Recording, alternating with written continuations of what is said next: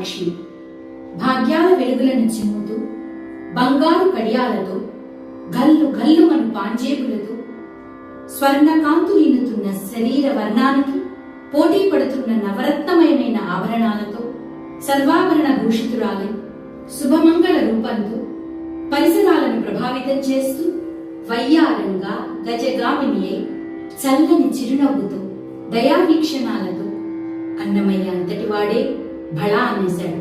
మనమెంత మీకు మీరుగా కళ్ళు మూసుకొని మనోనేత్రంతో ఆ తల్లి రాకని ఊహించండి.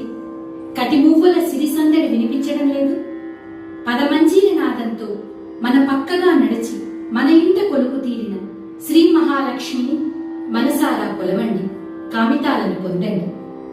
క్షీరసాగర మదన సమయాన శ్రీమాత లక్ష్మీ రూపంగా ఆవిర్భవించి రమాదేవిగా ప్రసిద్ధురాలి విష్ణుమూర్తిని చేపట్టి అభిన్నయై నిత్యాన్నపాయనిగా సకల శుభంకరిగా మనలను కాపాడుతూ ఉంది.